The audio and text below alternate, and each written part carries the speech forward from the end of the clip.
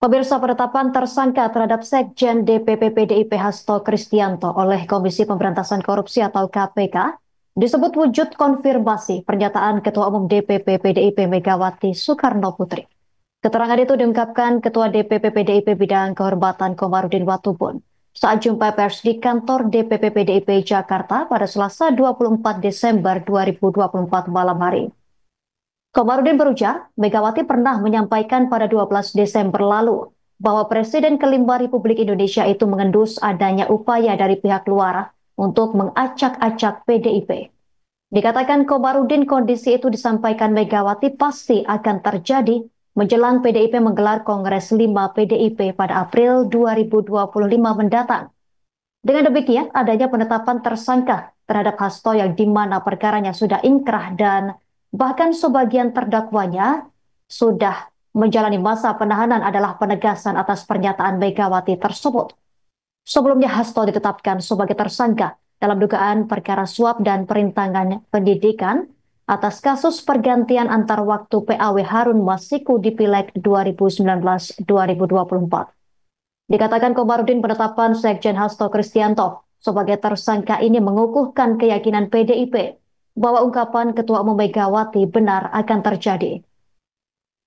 Meski demikian, Komisi Pemberantasan Korupsi KPK pada Selasa 24 Desember telah menyanggah pernyataan yang menyebut penetapan Sekjen PDIP Hasto Kristianto sebagai bentuk politisasi. Hingga dalam hal ini akan mengganggu jalannya Kongres 5 PDIP. Ketua KPK Setio Budianto memastikan penetapan Hasto Kristianto sebagai tersangka murni penegakan hukum.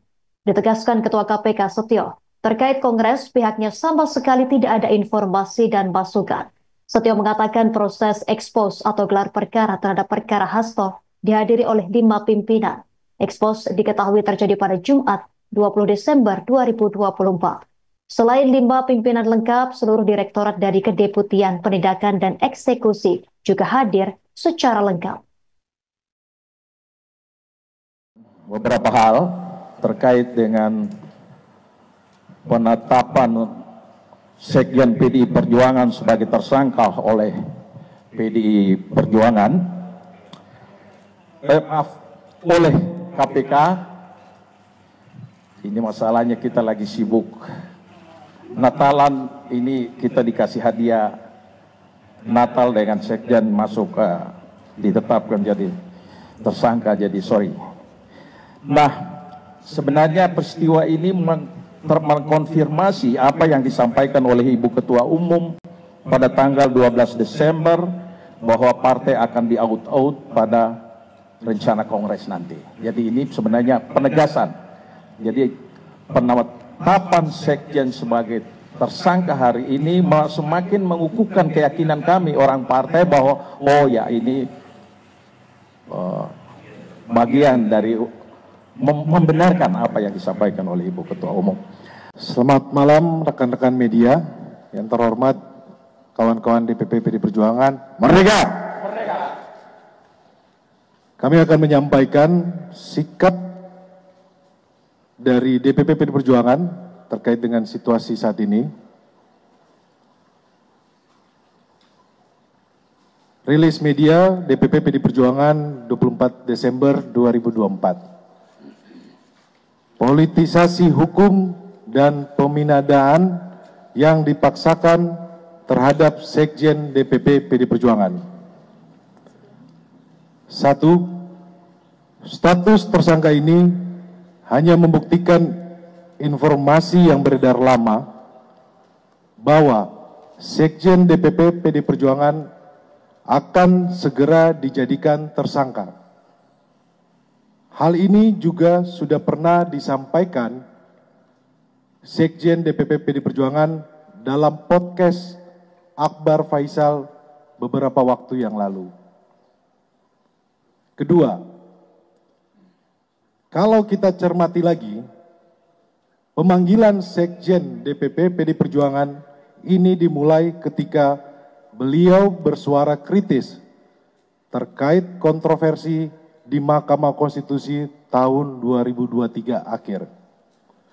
Kemudian sempat terhenti, lalu muncul lagi saat selesai pemilu, hilang lagi. Kami menduga memang kasus ini lebih terlihat seperti teror terhadap Sekjen DPP PDI Perjuangan. Dan keseluruhan proses ini sangat kental aroma politisasi hukum dan kriminalisasi. Beberapa indikasi yang dapat dilihat antara lain: pertama, adanya upaya pembentukan opini publik yang terus-menerus mengangkat isu Harun Masiku, baik melalui aksi-aksi demo di KPK maupun narasi sistematis di media sosial yang patut dicurigai dimobilisasi oleh pihak-pihak tertentu yang berkepentingan.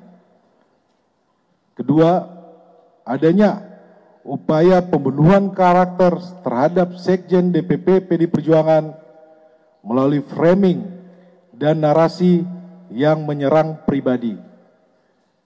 Ketiga, pembocoran surat pemberitahuan dimulainya penyidikan atau SPDP yang bersifat rahasia kepada media massa publik sebelum surat tersebut diterima yang bersangkutan. Kami menduga ini adalah upaya cipta kondisi untuk mendapatkan simpati publik. Semua dapat dilihat dan dinilai oleh publik. Ketiga, kasus suap Harun Masiku telah bersifat ingkrah atau disebut berkekuatan hukum tetap, dan para terdakwa bahkan sudah menyelesaikan masa hukuman. Seluruh proses persidangan mulai dari pengadilan tipikor hingga kasasi tidak ada satupun bukti yang mengkaitkan Sekjen DPP PDI Perjuangan dengan kasus suap Wahyu Setiawan. Keempat, kami menduga adanya upaya pemidanaan yang dipaksakan, kriminalisasi, mengingat KPK tidak menyebutkan adanya bukti-bukti baru dari pemeriksaan lanjutan yang dilakukan sepanjang 2024. 5. Dugaan kami pengenaan pasal obstruction of justice hanya formalitas teknik hukum saja.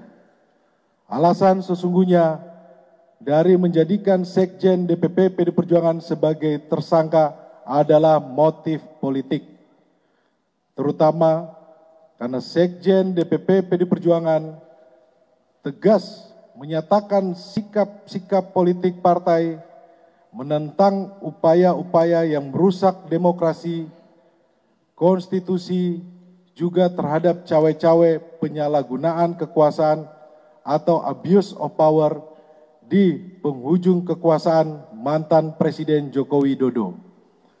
Bahkan sikap tegas ini baru terjadi minggu lalu ketika partai mengambil sikap yang tegas dengan memecat 3 kader yang dinilai telah merusak demokrasi dan konstitusi. 6. Politisasi hukum terhadap Sekjen DPP PDI Perjuangan ini juga diperparah dengan bocornya SPDP kepada media massa yang seharusnya bersifat rahasia, yang harusnya hanya diberikan kepada pihak terkait. Ketujuh, PDI Perjuangan dan Sekjen DPP PDI Perjuangan telah dan akan selalu mentaati proses hukum dan bersifat kooperatif. Kedelapan, PDI Perjuangan lahir dari cita-cita besar membawa Republik ini berjalan di atas rel demokrasi dengan prinsip negara hukum yang adil dan transparan. Yang terjadi saat ini adalah politisasi hukum.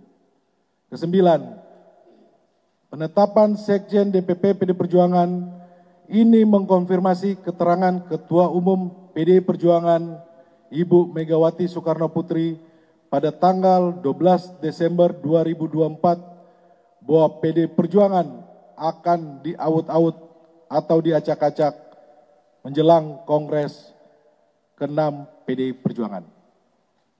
Download Tribun X sekarang, menghadirkan lokal menjadi Indonesia.